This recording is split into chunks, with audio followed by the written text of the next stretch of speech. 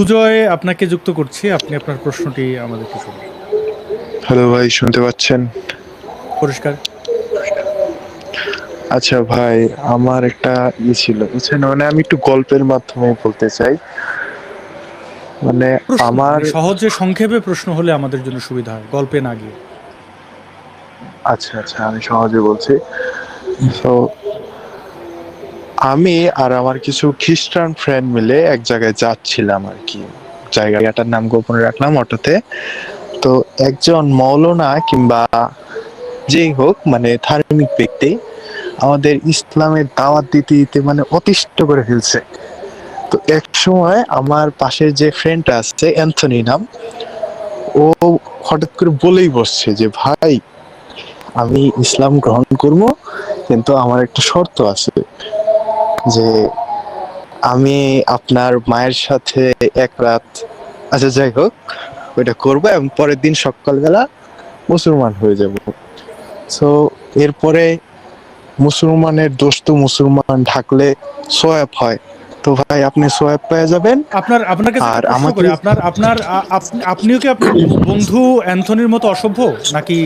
মানে মা আপনাদের কেন মা আসে মুখ থেকে আগে? ভাই, মানে আপনার ধর্ম এটা কি? আপনি এখন কি হিন্দু? আপনারা কি মা মা বোনের সাথে সঙ্গম করেন? বা অ্যান্থনি কি তার মা মানে মার সাথে সঙ্গম করতে চাচ্ছেন কেন? একজন ধর্মের তো প্রচার করতেই পারেন।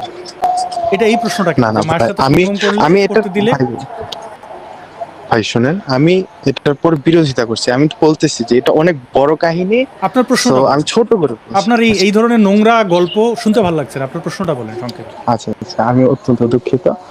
তো আমার যে এই যে কোশ্চেনটা আসছে যে এই যে মুসলমান হয়ে মুসলমানের দোষ ঢাকা, হুম। মানে সে যদি, একটা কাফের যদি শর্তের বিনিময়ে মুসলমান হয়, তাহলেও কি সে মানে ওই সোয়াবটা পাবে? এসব মানে কুকর্মের অনেক ধন্যবাদ শর্তে আপনার যদি প্রশ্নের জন্য। ইয়ে হয়। আচ্ছা, হ্যাঁ, ধন্যবাদ।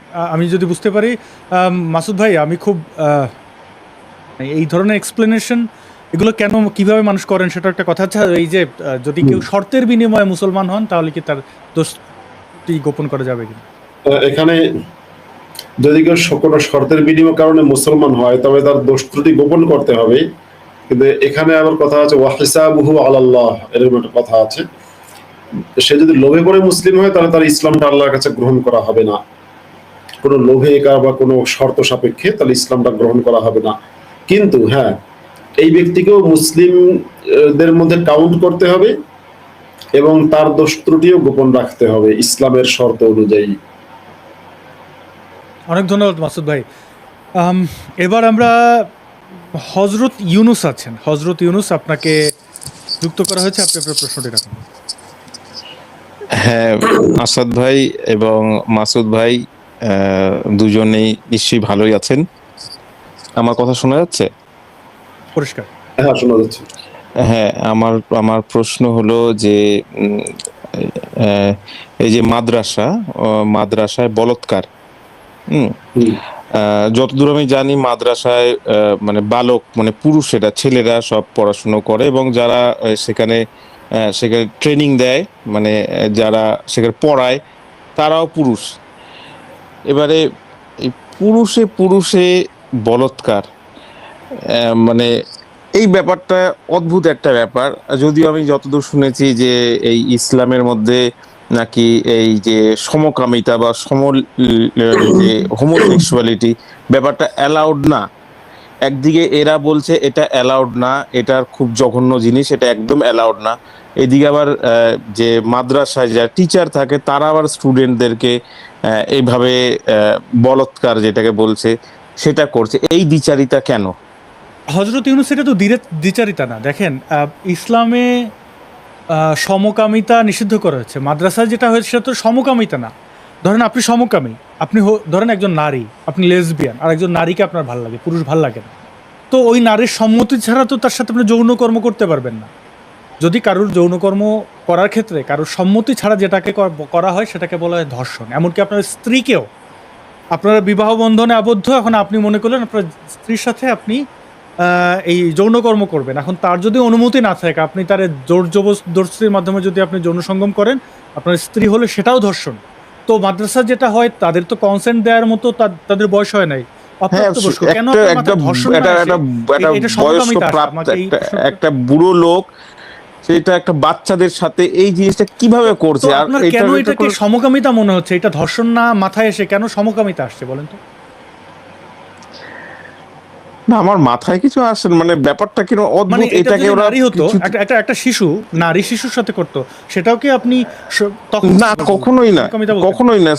স্টুডেন্টদের সাথে যারা টিচাররা এই জিনিসটা করছে, এই জিনিসটা ঠিক না, এটা তো অ্যালাউডই না।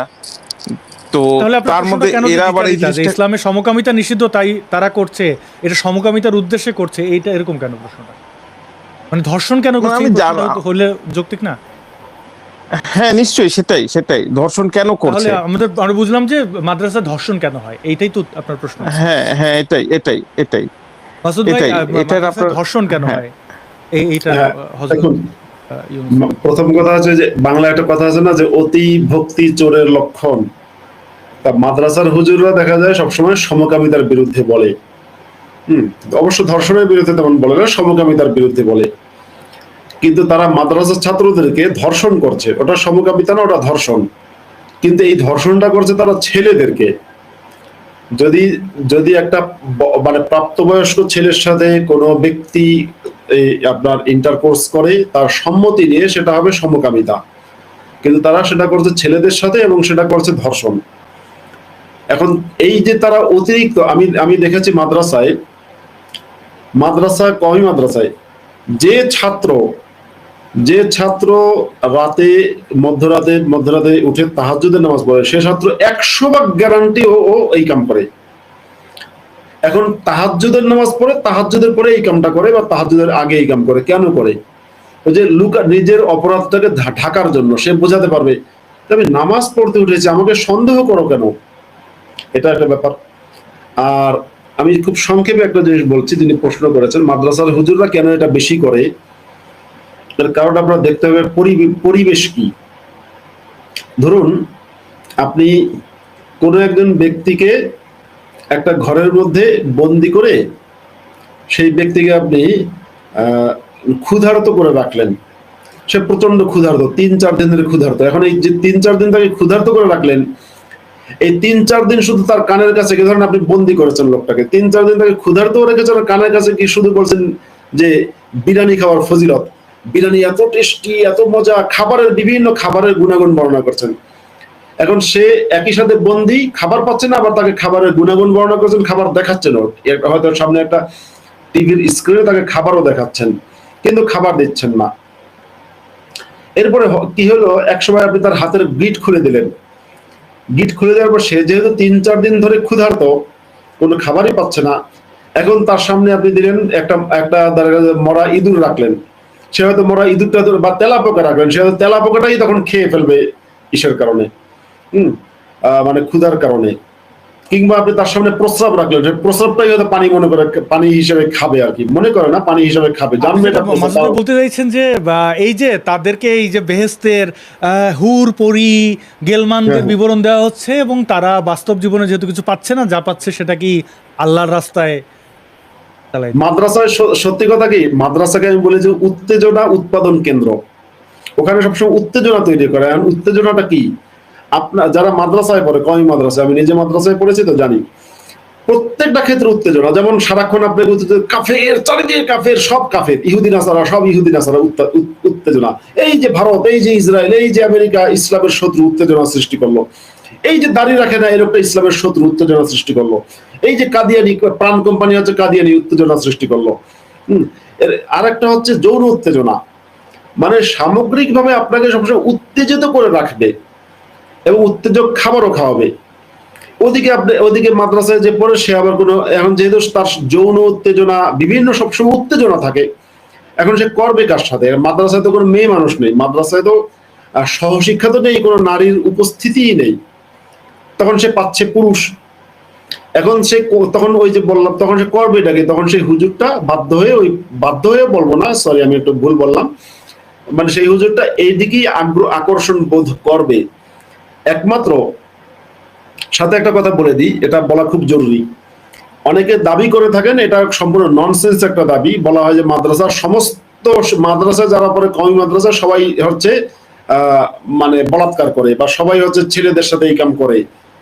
এটা সম্পূর্ণ ভুল কথা, সম্পূর্ণ 100% ডিসএগ্রি করছি। কওমি মাদ্রাসা যারা পড়ে তাদের মধ্যে দুই শ্রেণী আছে, একটা আস্তিক একটা নাস্তিক। ঠিক একইভাবে বিশ্ববিদ্যালয়ে যারা পড়ে, আচ্ছা আসাদ ভাই আপনি আমাকে বলেন তো, বাংলাদেশের বিশ্ববিদ্যালয়ে যারা পড়ে তারা কি সবাই নাস্তিক?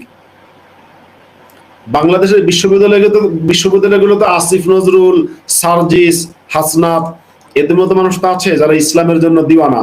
বাংলা বিশ্ববিদ্যালয়ে তো পড়েছে মাহফুজ আলম, বিশ্ববিদ্যালয়ে তো পড়েছে আপনার ডক্টর ইউনুস, বিশ্ববিদ্যালয়ে পড়েছে আওয়ামী লীগ বিএনপির সব নেতা কর্মীরা। তাহলে বিশ্ববিদ্যালয়ে পড়লে সবাই যদি নাস্তিক না হয়, মাদ্রাসায় পড়লে সবাই কোনো আস্তিক হবে কওমি মাদ্রাসায়? আমি যেটা বলতে চাই, কওমি মাদ্রাসার যে সমস্ত হুজুররা ধর্ষণ করে না তারা সবাই নাস্তিক। এটা আমার অবজারভেশন, হতে পারে আমার অবজারভেশন সম্পূর্ণ ঠিক নাও হতে পারে, কিন্তু আমি চোখে যা দেখেছি। হ্যাঁ, স্বীকার করুক বা না করুক, আমার শিক্ষকদের মধ্যে অনেক শিক্ষককে আমি চিনি, অনেক তাদের আচরণ দেখে আমার আছে যে আসলে ব্যক্তিগতভাবে সৎ, কিন্তু ধার্মিক তিনি জানেন না কেন ধার্মিক, তিনি মনে করেন হয়তো এটা নিয়ে অত মাথা কাটার নাই। আমার আমার আমার না, এখানে আমার কথা আছে। যদি ধরেন যে অনেক ধার্মিক আছে যারা খুবই সৎ মানুষ, কলেজ ভার্সিটিতে পড়েছে, সেরকম ধার্মিক যদি হয় তার পক্ষে সৎ মানুষ হওয়া সম্ভব। মাদ্রাসায় পড়ার পরে সব জানার পরে যে ধার্মিক হবে সে নিঃসন্দেহে সে খারাপ লোক, সে ধর্ষক হবেই। সে যদি আর কিছু না হোক, সে নিজের বউরি পর্যন্ত ধর্ষণ করবে। সে যদি ধরেন যে পুরুষের সাথে না করলো, কিন্তু সে নারীকে ধর্ষণ করবে, সে অন্য কোনো নারীকে যদি নাও করে নিজের স্ত্রীকে সে ধর্ষণ করবে, এবং স্ত্রীকে ধর্ষণ করবে। এটা মাদ্রাসার শিক্ষা। একটা জিনিস আছে না, যেমন মাদ্রাসায় কিন্তু ছেলেদেরকে যে বলাৎকার করে মাদ্রাসার হুজুররা, এটা কিন্তু মাদ্রাসায় শেখানো হয় না যে তোমরা এটা করো, বরং নিষেধ করা হয়। বলা হয় যে লুত আলাইহিস সালামের উম্মতেরা এটা করতে গিয়ে ধ্বংস হয়েছে, এটা কইরো না। আরবিতে একটা প্রবাদ আছে, আন্নাসু হারিসুন ফি মা মুনিআ, মানুষকে যেটা থেকে নিষেধ করা হয় সেদিকে আগ্রহ বেশি হয়। এটা যেমন সঠিক, আবার এই মাদ্রাসাগুলোতেই স্ত্রীর সাথে জোর করে ইন্টারকোর্স করাটা ধর্ষণ না, বরং এটা ভালো, এটা আল্লাহর পক্ষ থেকে অনুমোদিত, এটা কিন্তু শেখানো হয়। তো এখন যে এই হাদিসটা বিশ্বাস করবে সে ধর্ষণ হবে না কিভাবে? সে তো তার বউরে ধর্ষণ করবে। এবার আপনি বলতে পারেন স্ত্রীকে সবাই কি ধর্ষণ করে নাকি, কারণ এটা তো একটা মিউচুয়াল আন্ডারস্ট্যান্ডিং এর সম্পর্ক। কিন্তু যে মাদ্রাসার হুজুররা স্ত্রীকে ধর্ষণ করার শিক্ষা পেয়েছে, তারা স্ত্রীকেই ধর্ষণ করবে। হয়তো বিল গেটস স্ত্রীকে ধর্ষণ করে না, কথার কথা বলছি আর কি, ফর এক্সাম্পল। হয়তো অন্য অনেকে করে না, হয়তো অন্য ধর্মের মানুষেরা করে না, আর নাস্তিকরা তো করেই না। কিন্তু যারা বিশ্বাসী মুসলিম তারা এটা করবে হচ্ছে আল্লাহ বৈধ করেছে সেজন্য। সুতরাং এখানে বিশ্বাসী মুসলিমের যা দোষ, তার চেয়ে অনেক বেশি দোষ হচ্ছে ইসলামের কুশিক্ষার। অনেক ধন্যবাদ মাসুদ ভাই। এখানে একটা প্রশ্ন এসছে, আমি এই প্রশ্নটা আপনাকে করে রাখি, আপনি উত্তর দিন যে আসাদ, আচ্ছা এখানে অবশ্য আমাকে অনেকে মা বোন তুলে গালাগালি করছেন, তাদের যে চরিত্র, একটু আগে একজন এসে তার বন্ধুর একটা কুৎসিত বিবরণ দিচ্ছিলেন। আসলে এই ধর্মান্ধগুলো এরকমই হয়। যাই হোক, এখানে প্রশ্নটা হচ্ছে, আসাদুর ভাই আশা করি আমার প্রশ্নের উত্তর দেবেন। মোহাম্মদ বলেছেন, কোনো মা যদি তার সন্তানকে 2 বছর বুকের দুধ না খাওয়ায়, সে মায়ের সাথে বিবাহ বৈধ। কথাটা কি সঠিক? দয়া করে বলবেন। এটার উত্তরটা একটু দিয়েন মাসুদ ভাই, আপনি চিন্তা করতে থাকেন। আর আমি একটু বলে রাখি, আমাদের এখানে টাইটেল ডেসক্রিপশনে কি লেখা আছে যে ইসলাম বিষয়ক সৎ এবং নিরপেক্ষ প্রশ্নের এখানে উত্তর দেওয়া হবে। এখন আপনি বায়াসড প্রশ্ন করবেন, এসে বলবেন আপনার বন্ধু কিভাবে আরেকজন ইসলাম প্রচারের শর্ত দিছে মার সাথে সঙ্গম করা, বা আপনি এসে মানে এইভাবে একপেশে প্রশ্ন করলে এখানে এন্টারটেইন আপনাকে করা হবে না। আপনি এটা ভাববেন না যে এখানে ইসলাম বিদ্বেষ বা কোন এক জায়গা থেকে, বিশেষ করে হিন্দু ধর্মের বা বৌদ্ধরা না জেনে একটা বিষয় আপনি জানেন না প্রশ্ন করতে আসেন, কারণ ওই বিষয়ে জানেন। হিন্দু ধর্ম সম্পর্কে যে মোমেন মুসলমান অনেকেই জানে না, এসে অনেক গালাগালি করে, আপনাদের কেমন লাগে? তো আমরা মুসলিম বন্ধুদেরকে আঘাত করার জন্য এই লাইভ করি না, তাদেরকে আসলে সঠিক পথ দেখাতে চাই। আপনি যদি বিদ্বেষপূর্ণ প্রশ্ন করেন, আপনাকে এন্টারটেইন করা হবে না, প্রশ্নতেই থেমে দেওয়া হবে। ওই প্রশ্নের উত্তর দেওয়ার মতো সময় মাসুদ ভাই ব্যয় করবেন বলে আমার কাছে মনে হয় ওইটা আসলে কোনো প্রয়োজন আছে বলে মনে হয় না। মাসুদ ভাই, এই যে একটু আগে যে প্রশ্নটা ছিল, মায়ের দুধ না খাইলেই কি বিয়ে করা যায় নাকি মায়ের? না, এটা এইটা এটা পাইলেন কই উনি? না, এটা ভদ্রলোক কোথেকে পেয়েছে জানি না। এটা ইসলামের শরিয়া আইনে, শরিয়া আইনে নেই। এরকম কোনো সিদ্ধান্ত নেই। অনেক ধন্যবাদ মাসুদ ভাই। জি, আমরা একদম শেষের দিকে মাসুদ ভাই, আমাদের হাতে আর 6 মিনিট আছে। আমি 2-1 জনকে আমি লিঙ্কটা অনেক আগে বাদ দিয়ে রাখছি, কারণ 1.5 ঘন্টার বেশি আমরা লাইভটা কন্টিনিউ করতে চাই না। দ্য রিয়েল ওয়ার্ল্ড, আপনার কাছে ছোট করে একটা প্রশ্ন আমরা নিতে চাই। হ্যালো, শোনা যাচ্ছে আমার কথা? হুম।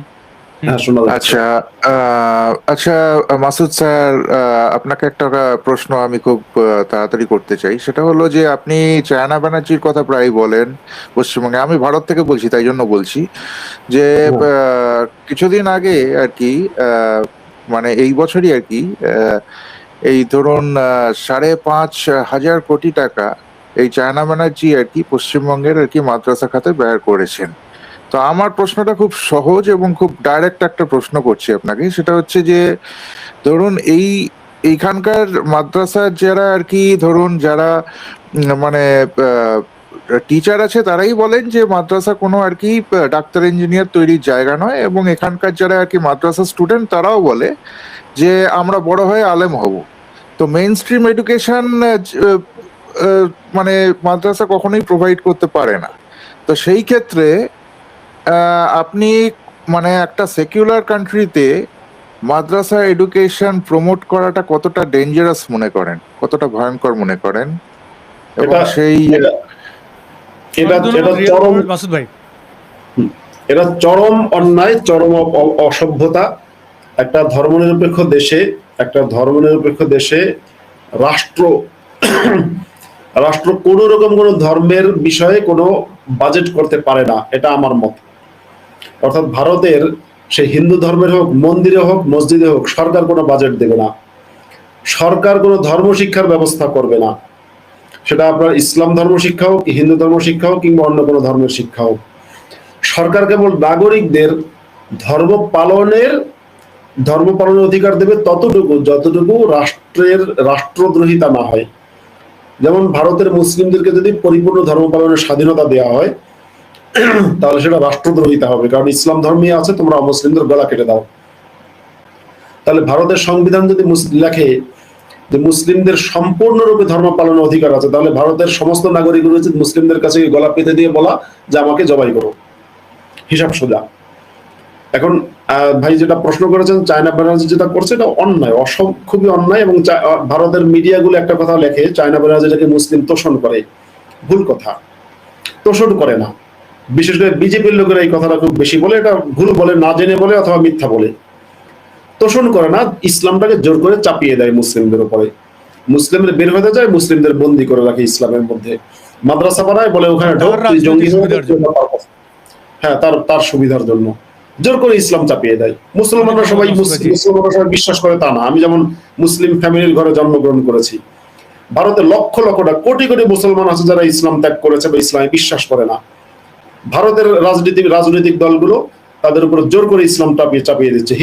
হিন্দু রাজনৈতিক দলগুলো, মানে হিন্দুত্ববাদী না, যারা চায়না ব্যানার্জির মতো সেকুলারিজমের আড়ালে ইসলামের চর্চা করে, যাদের কাছে সেকুলারিজম মানেই হচ্ছে ইসলাম, জিহাদ, কোরআন, মোহাম্মদ, তারা একদম জোর করে চাপিয়ে দেয় ইসলাম। অনেক ধন্যবাদ মাসুদ ভাই। আমরা একদম শেষের দিকে, 1.5 ঘন্টার মধ্যে শেষ করব। আমি আরো আসলে প্রশ্নগুলো বড় হয়ে যাচ্ছে যত, ধরেন একটু আগে আমি দ্য রিয়েল ওয়ার্ল্ড তাকে মানে প্রশ্ন, তার দোষ না, অনেকক্ষণ ধরে অপেক্ষা করছেন, অনেকেই অপেক্ষা করছেন, আমি চেষ্টা করছি একটু ইয়ে করার জন্য। এর মধ্যে আজকে মনে হয় আমার মনে হয় যে শেষ করে দেয়াই ভালো। জি, আমিও সেটাই দেখছি যে আসলে আমাদের সবারই সীমাবদ্ধতা থাকে, আমাদেরও আছে, আমরা পুরোটা দেখাতে পারিনি বা অনেকের প্রশ্ন নিতে পারিনি বলে দুঃখিত। আমি প্রিমিয়ার ইউনিভার্সিটির একজন ছাত্র, পড়াশোনা যদিও এখান থেকে শেষ করতে পারি নাই, কিন্তু আমি সেখানে বেশ একটা সময় ধরে পড়েছি চট্টগ্রামের। তো অনুপম সেন, তাকে পদত্যাগ করতে বাধ্য করিয়েছে উগ্রপন্থী মুসলমানরা। দেখতে পাচ্ছেন অনুপম সেন, তিনি উপাচার্য, প্রিমিয়ার ইউনিভার্সিটি চিটাগং। এটা হচ্ছে বাংলাদেশের বাস্তবতা। এখন এই দেশের ধর্মীয় সংখ্যালঘুরা কীভাবে বাঁচবেন সেটা একটা বড় প্রশ্ন। যাই হোক, আমরা অনুষ্ঠানের একদম শেষের দিকে এসে আবার ওই একই কথা, ইশতেহার এই ইউটিউব চ্যানেলটি সাবস্ক্রাইব করবেন।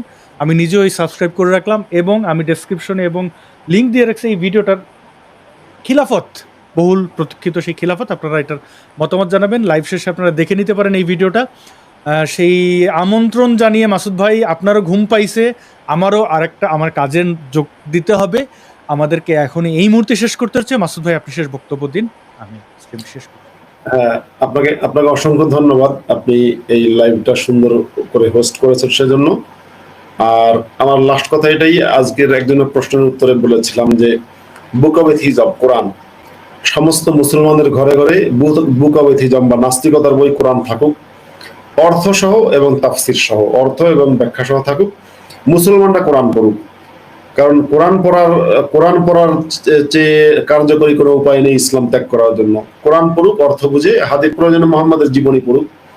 তা মুসলমানদেরকে, বাংলাদেশের এবং সারা পৃথিবীর সকল মুসলমানদেরকে কোরআন এবং মোহাম্মদের জীবনী পড়ার আহ্বান জানিয়ে, অর্থসহ কোরআন এবং মোহাম্মদের জীবনী পড়ার আহ্বান জানিয়ে আজকের মতো আমি আমার বক্তব্য শেষ করছি। ধন্যবাদ সবাইকে। অনেক ধন্যবাদ মুফতি আব্দুল মাসুদ ভাই। এবং যারা ব্যাক স্টেজে আছেন, আমি প্রশ্ন নিতে পারিনি, বিশেষ করে এখানে সাহা আছেন, তিনি ক্যামেরাটা ওপেন করে রেখেছিলেন এবং ক্যামেরা রেখে ঘোরাঘুরিও করছিলেন, এ কারণে সম্ভব হয়নি। অনেক ধন্যবাদ, ভালো থাকবেন।